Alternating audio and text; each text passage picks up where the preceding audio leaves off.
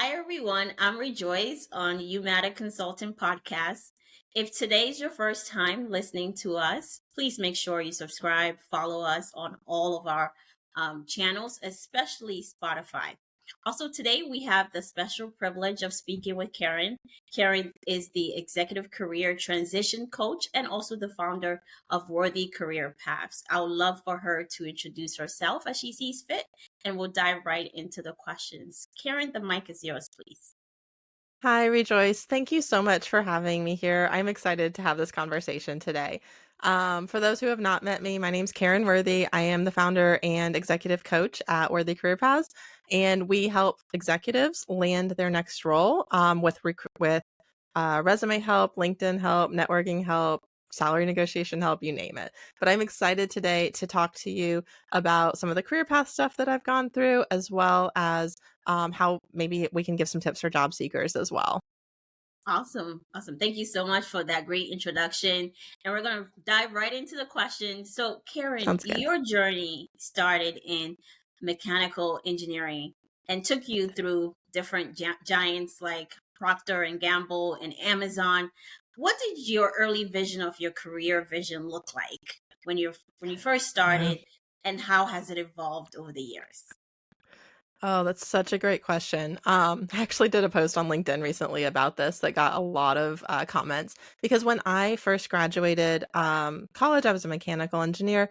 I thought I was going to go and I had got a job at Procter and Gamble. That's where my dad had worked. I thought I was going to work there my entire career. I thought I was going to retire from there just like my dad had done. And so my vision was very much go follow in the footsteps of my parents and do exactly what they had done. Obviously, that is not what I have done, and I probably would have been happy if that had happened, but I am so glad that was able to go onto this other path as well.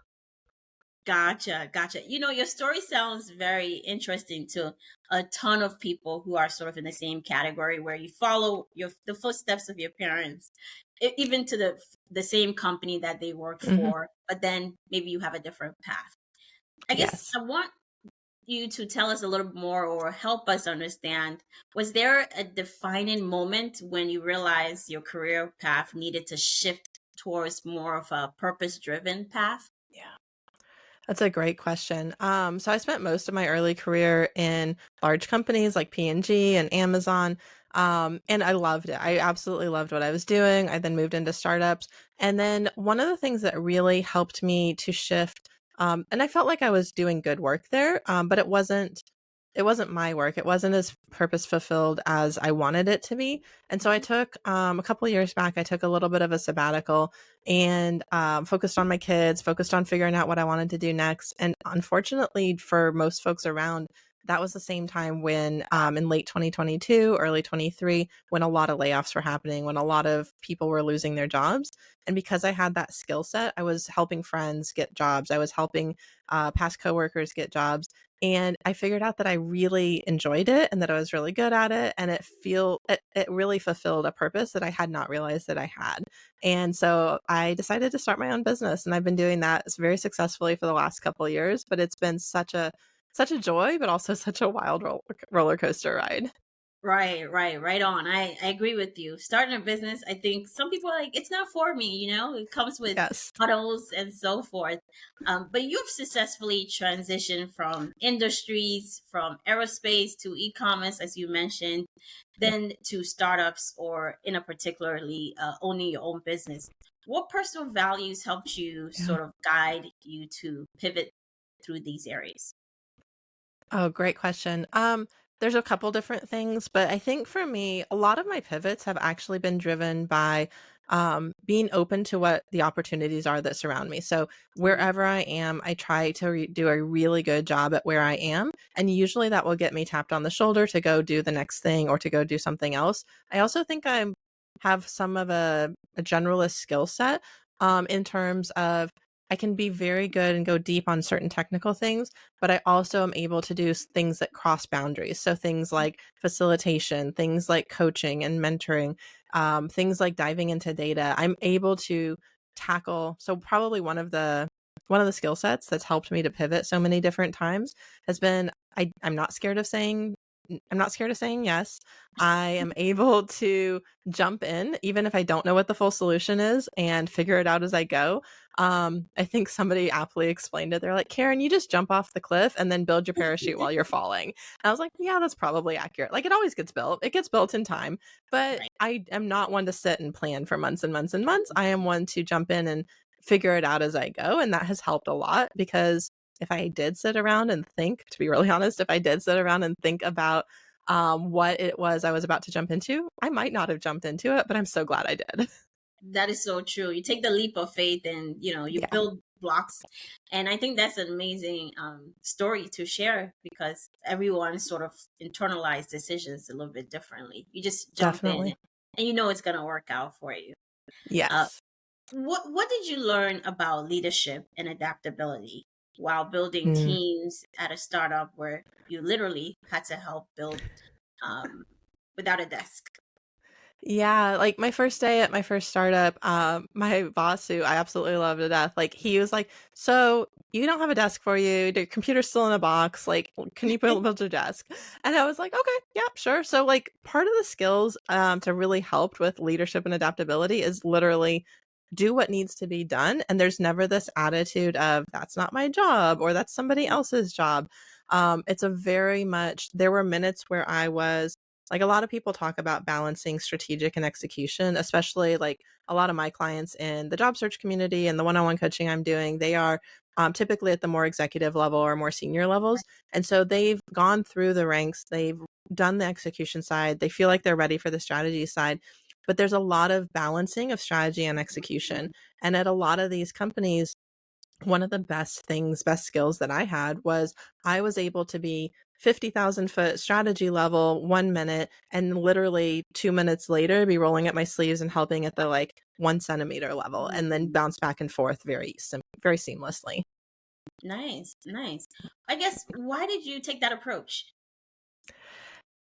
Because I like solving problems and I knew the problems needed to get solved. And so sometimes that meant that I needed to solve long-term big problems. Sometimes it meant I needed to grab a screwdriver and put my desk together. And so it really was more about just like whatever the problem was, I was going to find the best way to solve it. And sometimes Mhm. that meant pulling people in to help me. Sometimes that meant teaching people how to do stuff. Sometimes it just meant doing it myself.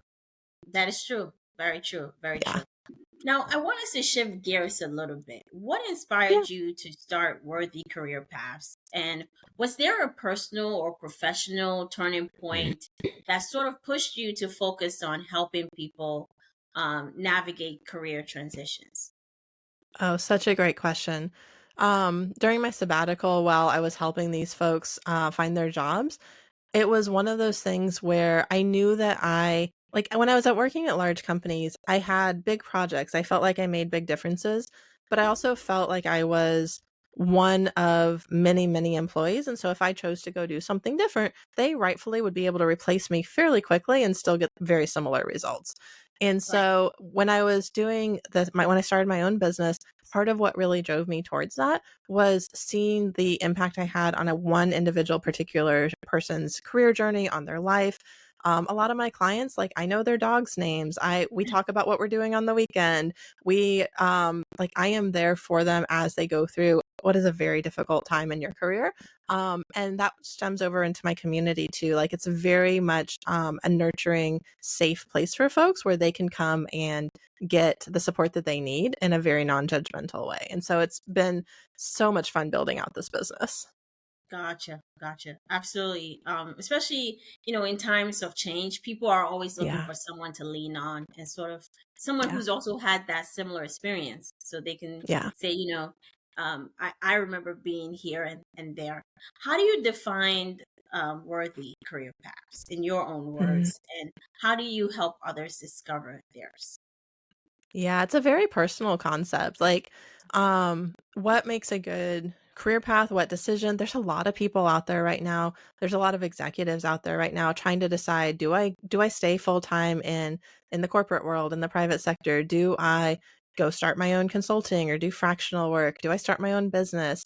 Do I do I retire earlier than I thought I was going to? There's a lot of people who are really evaluating their different options, and there Mhm. is no one size fits all for this. The Mhm. answer is going to be different for every different person. But one of the things that I really love helping them with is having those conversations. I'm a really good question asker. I don't have all the answers, but I really love asking questions, and those questions usually help folks get to the answers that they need. Exactly. Exactly. And I know you mentioned there's a lot of executives trying to determine their path. In your opinion, how has the job search sort of changed the last couple of years? And why are people sort of trying to figure out if they want to stay in corporate or not? Just curious. Yeah, it's a very the dynamics have shifted. So the market is not the same as it is or as it was even like 2, 3, 4 years ago. And so part of the thing that we're seeing is people have lost some of their faith in the corporations. So like me, when I was out of college, I was very certain I could go work at one company and stay there for however many years until I retired. And the thought of losing my job or being fired really didn't cross my mind. Like it did not feel insecure there. But almost everybody that I've talked to has had similar experiences where when they were, let's say they were starting out in the 90s or the 2000s, they were feeling very secure, like job tenures were longer, people Mhm. stayed places, people didn't like they knew that sometimes people like would change jobs, but it wasn't mass layoffs for what felt like no reason. But the Right. last 5 years that has shifted. People can feel like they can show up and do their job amazing. They can be the absolute best employee and they can still not have job security because of the climate that we're in right now. And that has Right. changed how people think about their jobs. Like they don't think about them as a forever thing anymore. They think about them as one piece of the bigger puzzle that is their financial income and their career and their story. And when you start to think about options, sometimes different options look more appealing to you. Exactly. Exactly. The more options you have, actually, the more appealing Exactly. choices are presented. So I Exactly. guess I guess what's something that people are, especially executive leaders or folks working in corporate, are doing wrong when it comes to job search these days? Oh, yeah. I mean, one of the most obvious, one of my favorite ones is they think that applying to jobs is the way to get a job, which I know Mhm. sounds really counterintuitive, but what ends up happening, especially at the more senior level. So if you are just out of college or you're less than 10 years in your career, you should still be applying to a lot of jobs as well as networking. But Right. the higher up you go in your career, the higher up you go in the ranks. So a lot of my folks are director, senior director, VP, C-suite, CEO types of folks. The higher you go up, most of those roles are not filled by applications. Most of those roles aren't even posted before they're Yes. filled. Yes. And so most of those folks you want to feel so like the mistake is if you want to feel like you're doing something and so you're at midnight and you're stressed and you're looking at your bank account, you're like, I just need a job. And you go on LinkedIn and click apply, apply, apply, apply, apply. But then you get frustrated because none of them turn into anything. You would Right. be much better served to take that time and focus it on having conversations with people in Mhm. your network. And it feels like a little bit of a leap of faith for some folks, but it's Right. how 80-90% of my folks are getting jobs. Because the applicant, like, yes, you can still apply. Like, most folks will still apply for one or two a week, or you'll apply after you have the networking conversation. But it's not how most of the executives that I know are getting jobs these Mhm. days. It's just different. It's just different than it was back when I started. Very true. Very true. And also, the Yeah. connections are just a huge opportunity for you to hear about something that's coming Yes, on the pipeline that hasn't been even decided yet. People are still sort of exactly. evaluating Exactly. whether it Yeah, should be this title or that title and so forth. So exactly. I know, Karen, you help leaders build confidence and tell their stories as well. Why do Yeah. you think storytelling is such a powerful part of the job search and Yeah. career shift? I mean, stories get to the core of us as human beings. And I think that's something that sometimes gets lost when we think about applying for a job or networking our way into a job or getting hired for a job. We tend to picture it as like the company is hiring me, the Right. recruiter is hiring me. But really, what it is the person that you are talking with is choosing to hire you or choosing not to hire you. And it's a very human to human, person to person level experience. And as much as you might have all the criteria, you might check all the boxes, if the person doesn't relate to you as a human being, they're probably not going to want to hire you, as blunt as that sounds. And so telling stories, even like what I call micro stories, little stories, can help to make a difference in whether or not you're memorable, whether or not you're likable. And that can make a Mhm. huge, huge difference in whether or not you end up getting an offer. Mm. Very true. Very true. So, how do you do this? How do you Yeah. help build confidence, and how do you sort of help them come up with their unique story? Yeah. So it might be one of the ways that we do this is we have little prompts that we have. So, for example, if you are telling, like, one of the common things that folks will typically get asked in an interview is an intro question that sounds something like, "Tell me a little bit about yourself." And so, Yes. as we're thinking about how do you answer that, like, I could tell the very boring version of my story that says, I was an engineer. I worked at Amazon. I worked at Procter and Gamble. I worked at startups, and then I became a career coach. Like, I mean, it's all true, but it's kind of boring. Like, why you probably have lost track of it already just listening to it. But if instead I tell you a story about how the second day of my sabbatical, one of my past coworkers reached out because they'd just been laid off and they were begging for help, and I was able to jump in and help them and get them a job within a month and a half. Like, now Right. you've remembered that. Like, it's a story and it Right. becomes more memorable. And then, like, that story talks about my purpose, my values, and it ties everything together. Exactly. Exactly. Very Yeah. true. Yeah. And also, it's like there's an emotional connection there. Everybody knows Yes, someone or has been in an exactly, experience where layoff happened and etc. So exactly, great, exactly. great one. What is Yeah. one common mindset that sort of block you to help your clients overcome? You feel like your clients need to overcome, especially in those high stake transitions. Yeah, I think, like, there's a couple of them, but one of the ones that I see fairly common is thinking about, there's a lot of fear and there's a lot of paralysis about reaching out to people, especially reaching out like, you would think there would be fear and paralysis around reaching out to people that you don't know, and there is some of that, but there's a lot also of reaching out to people that you do know. So I Mm, was talking with somebody recently today, and they were talking about a past coworker that they were really close with, like maybe like 5, 10 years ago, but they haven't talked to him in the last 3 years. And they're like, I need a job. They have a referral. They know this person. I want them to introduce me, but I haven't talked to them in 3 years. And I'm terrified what they're going to think of me if I reach out and just ask them for this referral. right, And there's a lot of like having to get past that. And some of the things, so if you're in that situation and you're listening, some of the things that can help with this are to think back to a time when someone has asked you for a referral or asked you for help and you've been glad to give it. Like, you usually feel like you are doing good. You feel like you are glad that they asked. You're glad you're able to help them. Your right, coworker's probably going to feel the same way. And worst case, they're just not going to help and they're not going to say so. And that's okay. Like, you're no right, worse off than you are right now and you'll right. be fine. It's the rejection, right? It's Yeah, it's rejection feels scary, but like you it said, the does. worst case scenario is a no, and you sort Yeah, of have to mentally prepare your brain for that type of no, right? exactly. So, but I agree Exactly. with you that most people in general do feel good when they help others. They do. They It's a do. good, And it's a good. yeah. And I usually will recommend folks, don't just reach out to one person. Like, they're like, oh, I reached out to one person. Now I'm going to wait for them to respond. No, like, reach out to 3 people, 5 people, 10 people. Like, don't put all your, like, one no, if that's your only person, feels super painful. But if one no comes and 9 yeses come, you kind of Right. forget about the one no. Exactly. Exactly. Yeah. Very true.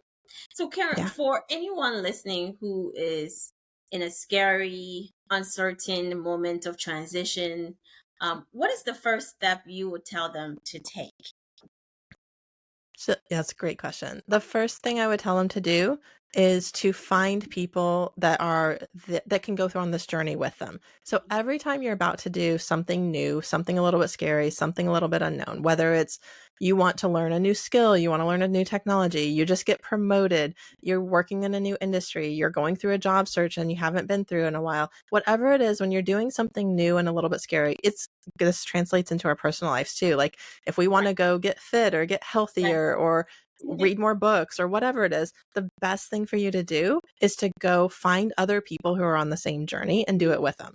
So, like, if my goal was to read more books in 2025, my best chance of success at that is to go Right. join a book club that reads a lot of books. Or if my goal is to be to exercise 4 days a week in 2025, my best chance of success for that is to go find a class or a group that also exercises at least 4 days a week and be part of that, so that when I don't show up, somebody's like, where's Karen? Why isn't she here? And somebody's checking in on me.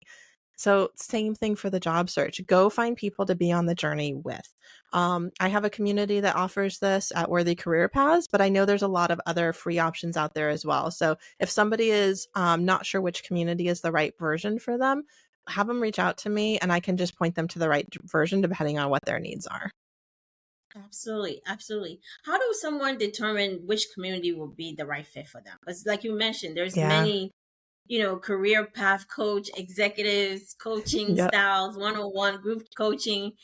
There's a lot of options. There's a couple. Yes. How does one determine, Yeah. this is the right one for me? Yeah, I would do so. First thing I would recommend is if you are looking for one-on-one coaching, don't just talk to one coach. Talk to at least 3 different coaches so you can get a sense for their different styles.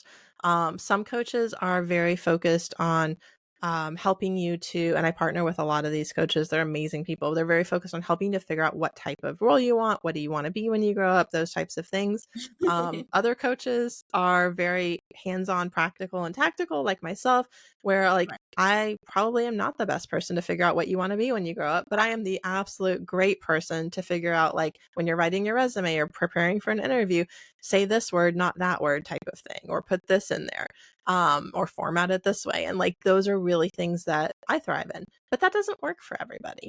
Right. And you also tend to want people who have had clients that are similar to you because they Right. know the situation. So Mm, like, I tend to work with more senior leaders, with executives. If somebody came to me that was more entry level or more mid level, I'd be happy to share some of the other resources with them, happy to help them if they're interested, but I'm probably not the best one-on-one coach for them. I would be connecting them with somebody else.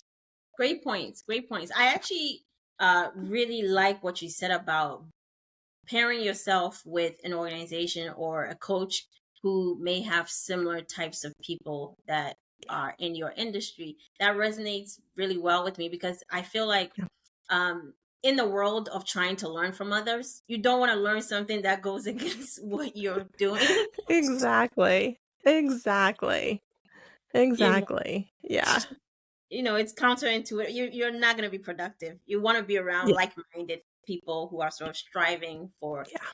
similar goals and alignment and You etc. definitely do. You definitely do.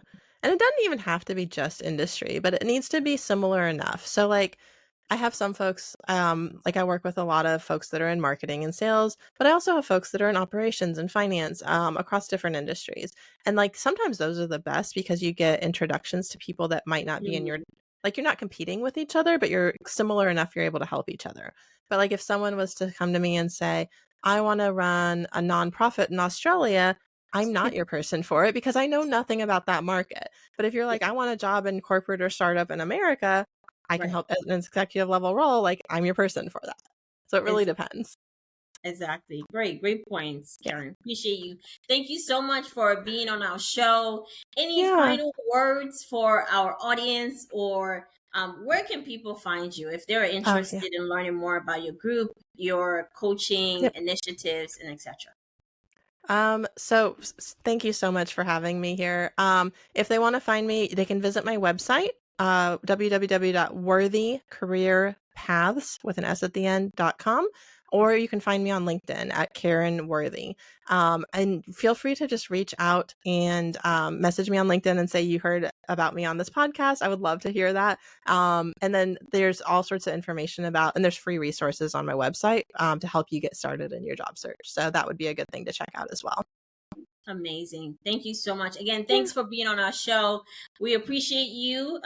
Thanks for sharing your knowledge, your experience, your transition, and tips for people who may be in similar situation during an uncertain time.